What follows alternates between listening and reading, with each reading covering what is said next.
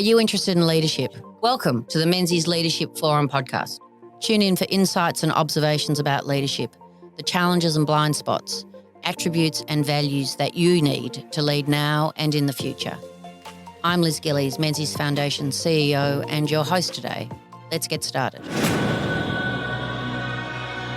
The Menzies Foundation recently launched the Menzies Bushfire Leadership Appeal, and on the basis of contributions from our stakeholders and a matched grant from the Foundation is in the process of developing an initiative to support bushfire-affected communities and their leaders to grapple with the challenges of this crisis. The bushfires over the Australian summer claimed lives, homes, destroyed crops and properties, closed roads, knocked out power, water, fuel, food supply and phone services. They decimated essential trade and stretched individuals and communities to breaking point. The fires were followed by severe flooding through parts of New South Wales, Queensland and Victoria, and if that wasn't enough, the world finds itself grappling with the unprecedented implications of coronavirus. Today I'm delighted to welcome Mark Crosweller to the Menzies Leadership Forum. Mark most recently was the first Assistant Secretary of Australia's National Resilience Taskforce, established by the federal government in May 2018. He's currently undertaking a PhD and has recently established Ethical Intelligence, a consultancy to support leaders. I met Mark at the South Australian Council of Social Services conference in March 2020, at which he gave an excellent keynote on building social infrastructure. Mark's work over the last 20 years gives him a unique perspective on crisis response and the leadership qualities required to lead in these situations. Welcome, Mark. We're just so delighted that you can join us today.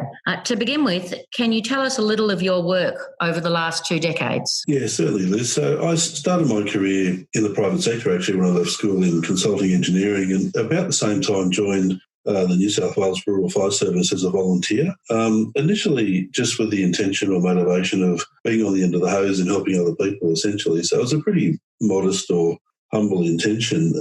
But as time went on, I took a greater and greater interest in the science of fire and the lived experience of fire, of course. It's a fascinating phenomenon to have to deal with. Progressed through engineering till about the age of 30 and then came on board as a staff member of the Rural Fire Service as an inspector, then a superintendent, then an assistant commissioner, then commissioner of emergency services in Canberra, and then director general of Emergency Management Australia, and then finally to head up the Taskforce for the federal government. So it's a whirlwind tour of a long 35-year career, but it really started off in quite humble beginnings at the end of the hose and really experiencing firsthand what it meant for people to suffer in crisis. And it was predominantly fire and flood and storm, natural hazards, natural perils. But it left a profound mark on me, I've got to say. Even briefing the Prime Minister, and I was very fortunate to brief 3 Prime Ministers in the course of the latter part of my career. I would call on that experience from my early 20s through to my sort of mid-30s when I was operational, to give depth, colour, shape, form and meaning to the advice I was giving, Australia's most senior politicians. So that lived experience was sort of fundamental to how I shaped advice to the government. And I came to realise during the course of that career that it was a great privilege to be of service to others, but also to sit in the space of someone who was less fortunate or who was suffering on some level, was actually giving me the opportunity to do the thing that I was called to do or felt very deeply that was the right thing to do. So I came to realise there was a mutuality going on, that those who were suffering and those who could assist were in relationship. And it's kind of formed the fundamental basis of my leadership strategy for the last 20, 25 years, is to really understand the egalitarian nature of what we do. And we're seeing this in COVID-19 at the moment. Prince Charles has it. There's some of the monarchy in Europe have it. The structures of society, the structures of humanity, crisis has no time for it all. Absolutely none. It doesn't recognise structure, hierarchy or privilege. It affects everybody. And I found that in the bushfire crisis, and I've been to many bushfires in the course of my career, as well as floods, storms, cyclones and human-caused suffering, motor vehicle accidents, house fires, crime, so on and so forth. So adversity is a great leveller, and it really brings us into relationship. It kind of forces us into relationship in some respects. And it tends to bring out the best and the worst. And generally I speak to the best because I think that's where we need to aim for, where we need to head. But it's always good to remember the worst because we can end up there as well. So to answer your question, Liz, it's a complex question, a complex answer to a probably fairly simple question. It started in humble beginnings, but it became a life's work. And I realised that the lived experience was not to be divided between who I was, how I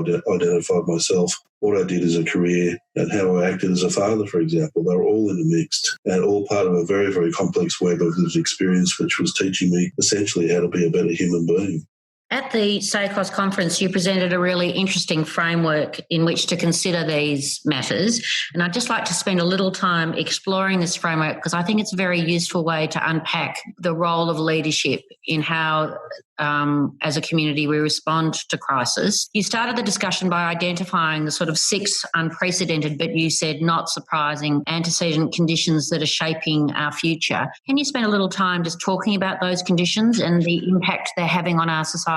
Yes, certainly. So the first thing I think it's really important to understand, and it does relate very much to climate change, is that natural hazards are now more frequent and more intense than they've ever been in the course of modern human history. We've predicted these things in science for a good 20 to 30 years, so they're not surprising to us on one level, but they are now manifest. So they've now turned up in reality, and we've just lived through a significant drought and a subsequent catastrophic bushfire season through much of Australia, certainly the east coast of Australia, but down through the southern states and even into Western Australia, didn't escape the impact. So first and foremost, I think there is an increasing intensity and frequency of natural hazards, which we're now experiencing. The interconnectedness and interdependency of systems and our relationship with those systems is also unprecedented. So to give you a really simple example, that we sort of can't live without our mobile phone. If I was to say to an audience,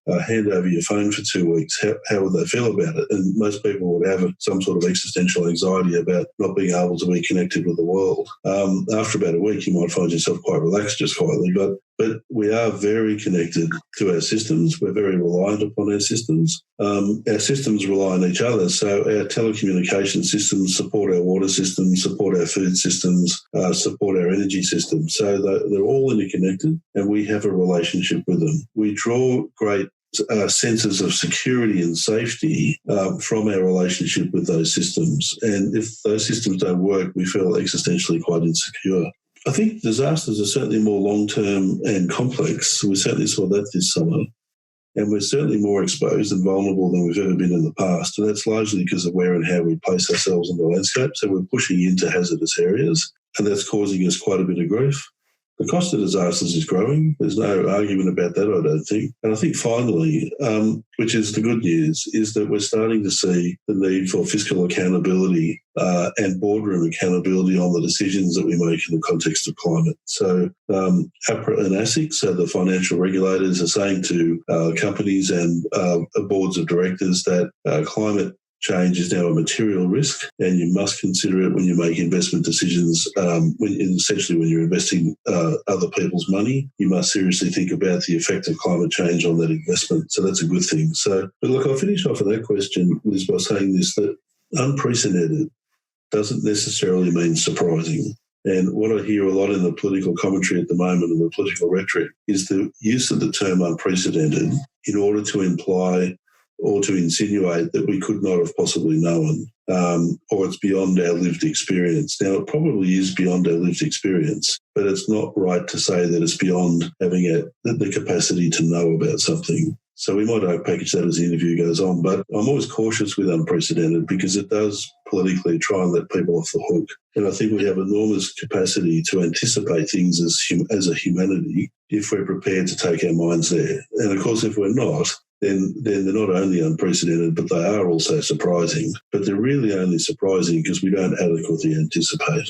So that I think was a very interesting part of the framework that you presented at the SACOS conference, where you suggested that the community's capacity to grapple with these challenges sort of met at the intersection between the severity of the event and the potential or actual consequences of what happened as a result of those events. And I think I'm right in saying, Mark, that you suggested that despite the sort of risk management approaches that we might use, prevention, mitigation, adaptation, resilience, response and recovery, that the community, your assessment was that the community was at the point where for sort of very severe crises like the bushfires or like coronavirus, we're either not doing enough or it's not possible to do enough to mitigate the consequences. Is that can you go and explain a little bit about what you meant by that? I hope I've represented that properly, but please, by all means, unpack that for me if you would. Yeah, certainly. So what we tend to do in risk management is we use matrices of likelihood and consequence. So the most consequential, the most catastrophic potential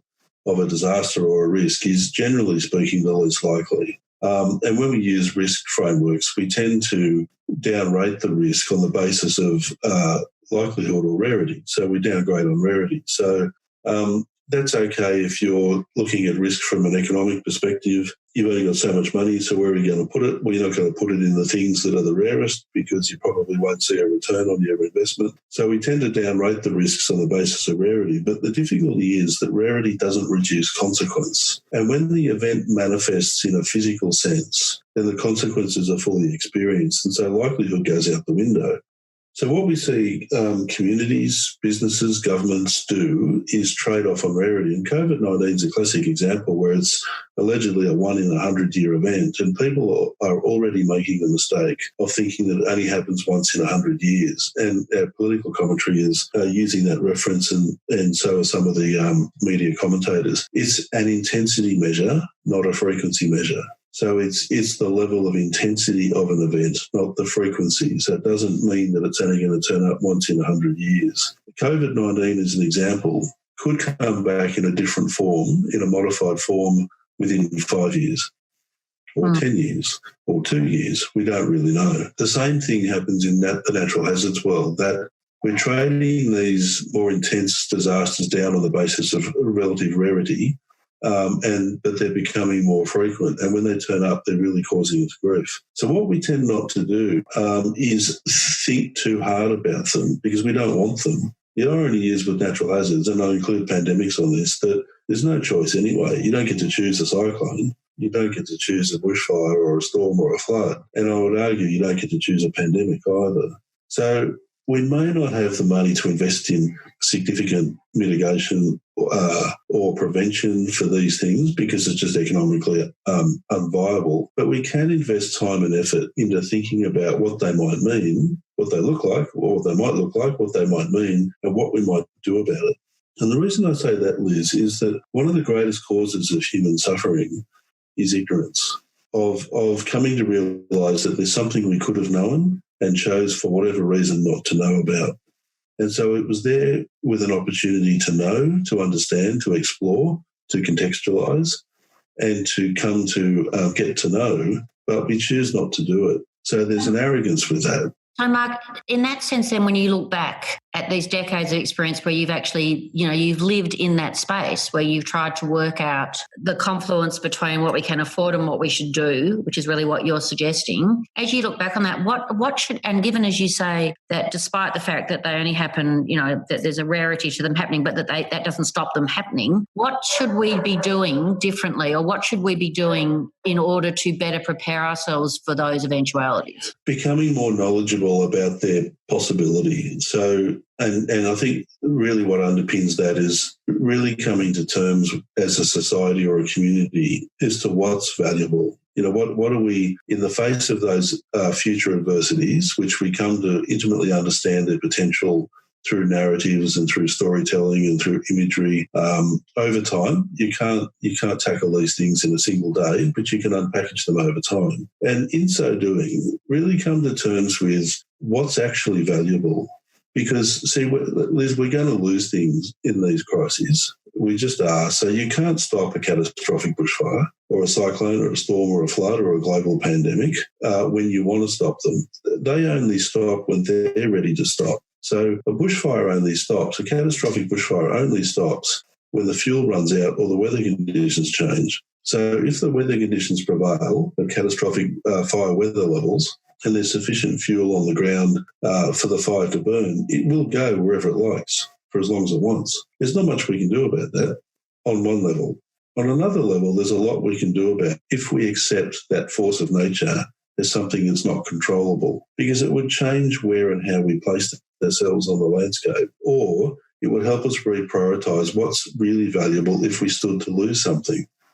The difficulty is that we don't really know what's valuable in a detailed sense because we don't think enough about it. But boy, do we come to realise it when it's lost. So a bushfire will wipe out a town, and then we really know what we've lost. We really know what's valuable because that thing that we took for granted isn't there anymore. So if we better understood what it is that we valued, we would definitely change the way we prepared for these incidents. We tried to mitigate their effects, the way we responded to them, and where we put the priorities on recovery. But and so, what sort of things would we do? So, I mean, I think that's a very important comment. As a community and a society, what are the sorts of things that we would do to prepare better? What do you see as the things that should be guiding our response to inform better in the future? So I'll use bushfire as an example because it's probably the most recent lived experience apart from the current COVID-19, which we're still trying to understand and interpret. But and some of the townships on the south coast of New South Wales there were attributes in those townships or relics or artefacts which were very important to the local community, which the broader system, the services at the higher level simply did not understand. So a local brigade might understand, for example, that the pub's the most important artefact of the town because it's the social hub. It's where everybody goes. But in catastrophic crises, it's unlikely that the local brigade, well, they won't have any capacity as a single brigade to fight fires at catastrophic level. But what's more likely to happen is the cavalry will roll into town from elsewhere, possibly as far away as Queensland or Victoria, and do what it thinks is the right thing to do, which is just save whatever's in front of it. And it may not realise that the pub's the most important thing in the town. So it doesn't reprioritise its response efforts to protect that asset because it doesn't understand that it's so culturally important. There was a township in Western Australia, and look, this could be folklore. I've yet to fully validate it. I've had it partially validated. A town called Yarloop, which was destroyed in the Waroona fire. And the locals essentially said to the government after the town was burnt down, we will not come back until you replace the war memorial. And the reason the war memorial was so important because it was an artefact of all of those from the town who'd gone to war in World War I and World War II, and that was important to the locals. It was destroyed in the fire. Now, could it have been protected? I don't know, maybe not. But if we at least knew about it, we might have been able to do something about it. And this is my point about notions of value, that at the moment systems and services and agencies, and I'm being a little bit generalistic here, but see something of value as life, property and the environment. Now, we're not going to argue about life. It's sacrosanct and it has to be preserved at all costs. But when you get to property and environment, we're not granular enough about what that really looks like. And we don't fully appreciate the social and cultural values that drive communities. And they either need protection or need prioritisation when things need to be restored. And we only start to ask those questions after we've lost them. And I'm seeing this playing out now in the bushfire recovery across Australia, that governments at all levels, and particularly at the high levels, are trying to understand where to place the investments for recovery and what's important and how should it be prioritised. Now, realistically, Liz, a lot of that can be anticipated with a good social dialogue, with skillful narratives, with participative democracy, and with a leadership that's prepared to be relational, that's prepared to sit in that space and hold space with the citizen and say, let's take me through what's important for you. And help me to understand that so I can frame public policy or programs or service delivery objectives in response to those values. We don't do it at the moment. So that sort of fits into this idea that you have a sort of reclaiming the balance between resilience, shared responsibility, this notion of between individuals defining their own futures or being instrumental in their own futures versus institutions telling them how they're going to respond to these sorts of events. is there something, can you explain a little bit about Yes. that, how you think about it? Because that's an extension of really what you're saying, Mark, isn't it? You're saying that the role of the individual, the communities themselves have to be instrumental in shaping their own futures in regard to these sorts of events. Yes, definitely. That's not happening sufficiently. No, I don't think it is. I think there's a few reasons for that. There are pervasive ideologies or what we call grand narratives operating in society, and one of them, which is a very strong pervasion in modern Western society, is individualism. And we have a marketplace that speaks profoundly to individualism because it drives the market. So the market says to any individual, look, you've got a whole lot of problems and I can help you solve them if you spend money doing X, whatever X is. Could be more yoga, more meditation, buy these supplements, take this vitamin, whatever the case might be. So it kind of knows that our desires are endless, and it knows that we perceive all life as a series of problems that need to be solved. And so we've got ourselves into a narrative now in society where the individual is more important than the collective, than a more communitarian approach. And our politics speaks to that as well. So if you look at some of the public policy that's written around resilience, it talks about governments, not-for-profits, institutions, and individuals. And it might mention communities. Sometimes it mentions communities, sometimes it doesn't, but it specifically mentions individuals. And then what it does, it puts an enormous amount of pressure on that individual to be resilient. But the difficulty is this: if you have a society, an institutional framing, which is producing uncontrolled risk, which is, for example, developing land in inappropriate places or not taking into account sufficiently the hazard landscape of that land that's about to be released, and places people through developments and through development consents into hazardous places, how can that resident or that individual really be resilient if the setting for which they've been placed or brought into through some level of ignorance, because they don't fully understand the problem of the risk, gets exposed to? So we've got these narratives that say to people, as individuals, you need to be resilient, but they're up against it if the institutions who are creating society are not taking seriously enough the hazards to start with. And so it's unbalanced. So to what extent do you or I have an opportunity to influence large-scale development or large-scale approval of development? Now, really, you only get a chance to do that through a democratic process of electing your local council and hope that they do the right thing. Or you might be able to put in a comment from time to time about your unhappiness or otherwise about a development that's going to happen in your area. The extent to which that complaint or that observation is taken into account is highly variable, of course. And that's about it. That's all the control you have. So if a government says you really need to be resilient in the face of all of these hazards and you'd be morally irresponsible if you're not, is that a reasonable proposition for a person who might be constrained mentally or physically or economically or socially, often by external factors beyond their control? And my argument is that that's not reasonable. And so institutions have to come back to the middle, in fact, a little bit past the middle, and take on some more responsibility than they currently are about helping people not only to be resilient, but let's get the risk and the harms out of the systems to start with. And that's why in the Taskforce, the first place we went to, because it was called the National Resilience Taskforce, and the first place I went to was risk reduction.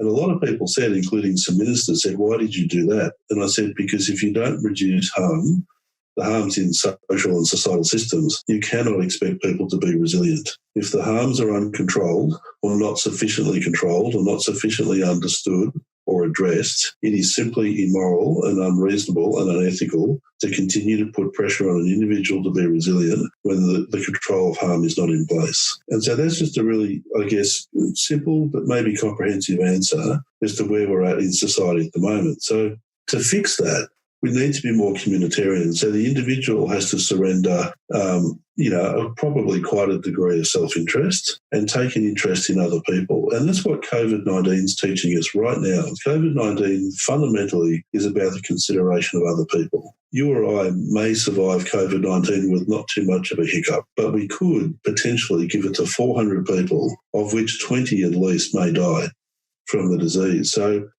whilst our liberties and freedoms are currently constrained and somewhat severely constrained, really, the philosophical basis of the argument is that we need to be considerate of other people. So if we learn to do that in COVID-19, and I think we learn to do it during natural hazards as well, but often only after the event, and I'm suggesting that if we were more imaginative and more engaged on the issues, we'd probably move towards a more communitarian and considered view and considerate view before these things happened. But we tend not to do that because we don't like suffering, we don't like adversity, and so we won't speak to it. So you finished your presentation at the SACOS conference where you said there were sort of 6 considerations that you suggested we might think about in working out how to move forward from where we are now, Mark, to where you suggest we might better be as we go forward in the future. Can I just ask you, can I just talk to you about some of these and quite a good summary of the sorts of things that you've been saying today before we get into the more nuanced aspects of leadership in this context? Yep. You've spoken a lot about better participatory processes in risk reduction, resilience, response and recovery. So that's one very clear, tangible way that we could behave differently. Can you talk a little bit about how you see how that consideration might be taken into account? Yeah, so we have a pervasive view in Western society that, and it's quite diverse really, that we can dominate nature or we're separate from nature. And that's founded in our philosophies of the mid-1600s, early 1700s. So with the rise of modernity and the birth of industrialisation, we took a view well, certainly in the West we did. Indigenous folk would argue strongly against this, and I would agree with them, of course. But from a industrialised society perspective, we took the view that we were separate from nature. And so we don't incorporate the forces of nature into our thinking. And when they turn up, we see them as perils, or we see them as adverse. And the reason we do that is because they interrupt our way of life and their expectations of what a good life actually looks like. What I'm suggesting is that we need to bring them back in as being part of life. So the exertion of the forces of nature, of earth, wind, fire and water, are part of living. And they may well be inconvenient, but they're still part of living. So how do we better incorporate them? So to give you a really simple example, in economics, so when we look at the economic impact of natural hazards, they tend to be viewed as contingent liabilities. In other words, they're not on the balance sheet. We don't have a cash component in our balance sheets for natural disasters. We tend to see them as contingent and amortise the impacts over the forward estimates or the out years. So if you just extend that a little bit further, we don't really see them as part of our economic cycle. We see them as separate and as a disruption to the economic cycle. Well, I'm arguing that they're very much a part of the economic cycle and they should be factored in, and we should be making room for them and bringing them into our broader considerations in a greater way than we've ever done before. So yes, they may be inconvenient they're inconvenient because that's the way we look at them. But they're also part of life. And they're part of the natural cycle, and they've got to be much, much better understood and, most importantly, respected. It was Thomas Hobbes who said that, nature, in order to be commanded, must be obeyed. And he was the founder of the nation state, essentially, and much of what we see as liberalism in Western society. And we've got the command bit right. Well, we haven't got it right at all, really, but we've certainly focused on the command bit, but we forgot about the obeyed bit. Nature will always win. I say to people all the time, nature is much smarter than us. It's only our arrogance that gets in the way and the subsequent ignorance that follows. Nature will make the necessary adjustments to continue.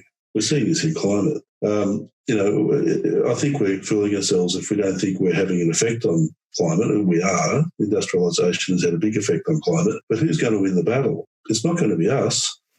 It'll be nature. Nature will do whatever she needs to do to make the adjustments to continue the survivability of the planet in the broader context. And science will tell us that we have the potential to wipe ourselves off the planet if we don't make the adjustments. The Earth will still be here. The forces of nature will still be here. They just won't be survivable. So we can have the battle if we want. We can stand up against nature with an arrogance and a hubris, but we're not going to win. We're just simply not going to win. So we've got to reframe this and be far more courteous and respectful. To personify nature, as I have done in the course of this interview, as the feminine, which is very pagan, but I think very relevant. She has demands that are non-negotiable, that can't be traded, and we have to respect those and incorporate them into our life. Second consideration you mentioned is that recovery needs to be governance structured and funded appropriately. I mean, you've already explained that we need to take it more into account rather than just reacting when it's required. Is there anything else to add particularly around the sort of governance and structured aspects of what Yeah, so it's not because we won't look fully at the potential for loss. I think recovery is structured in a very subordinate way compared to response or preparation or mitigation. So, and the arguments are, at least at the policy level, that if you spend more money on mitigation and prevention, you spend less money on recovery. Now, that's true in time, but it's not linear. So what tends to happen is that all the money goes into mitigation and prevention and even response on the basis that it's going to minimise recovery. But that's not what happens. Recovery is still required. There's still an impact. There are still things beyond our control that we need to prepare for and navigate through, and it's called loss, and it's called suffering, and it's called harm. And those things are very difficult things for governments and institutions to speak to because it implies failure. But it is, in fact, part of being alive. I say to people all the time that, it's not so much that you can fix things in society, but you can have a better experience. And if we see these things as cyclical, systemic, and the world being in a constant state of flux instead of some sense of rigidity or permanency, or stable state, then we can have much better experiences through the process of recovery because we accept the fact that the forces of nature are going to cause us some level of suffering and some level of grief. If we can accept that more readily, not that we want it, but that it's going to happen, I think we would make much wiser choices about recovery. And I think we would take recovery more seriously. But it's always been the poor cousin to response. And I think it's largely because society doesn't want that thing that's about to happen. So therefore, let's make sure it doesn't. But it's a false premise. It's a false premise. Which goes to your point about disasters not being natural. Do you know what I mean? That they are part of the cycle. So the forces of nature are part of the cycle. The hazards that they produce are part of the cycle. The disaster only arises because of fundamentally where and how we place ourselves upon the landscape and the extent to which we're prepared to accept, accommodate and adapt to those forces of nature. And it's only when we don't do that what happens when the force of nature manifests, which is what we call a hazard, it intersects with society and then society fails. It loses the battle. And then we call it a disaster because we've been inconvenienced, hurt or killed. Now, that is a disaster if we're hurt or killed. There's no doubt about that. But it's not the force of nature that caused it. It's our ignorance of the potential effects of that force and where and how we placed ourselves upon the landscape without fully appreciating what that force was capable of doing. Now, there'll always be a gap in our knowledge. There'll always be an element of surprise, but it's not as big as we think if we took the issue more seriously. But we traded off. My PhD research showed in spades that where there was an absence of knowledge about a hazard or a risk, that people defaulted to optimism. So if we didn't speak sufficiently to a risk or to the hazards that are associated with the risk or the exposures or the vulnerabilities, then people would default to optimism. They'd say, oh, great, it's not a problem. Risk exists independent of whether we know about it or not. It's there whether we know about it or not. So if we choose not to know about it, it doesn't mean the risk goes away. The risk is still there. The only thing that goes away is our knowledge about it. So then, of course, it manifests. We get hurt or worse, and we say, how did that happen? And any reasonable inquiry would say we could have known a lot more about that if we had have taken the time to understand it better. But we're such a busy just-in-time society that we don't take enough time to understand it properly. So it's on one level it's complex. On another level, it's actually quite simple. And it's about rebalancing between this notion of commanding nature and respecting nature. And using we have used personifications through the course of human history. We use it in religion. We use personifications everywhere to try and understand. So we bring very, very complex aspects of life and we turn them into people. I'll give you a simple example. We call cyclones by names. They're generally female. I think no, they can be male and female. So we give them a name, we give them emotions, and then we blame them when they cause us grief. And if you listen to the public narratives about Cyclone Irma, for example, what she did, her ferocity, she punished us, she did things to us. If you listen to the narratives, that's exactly what we say.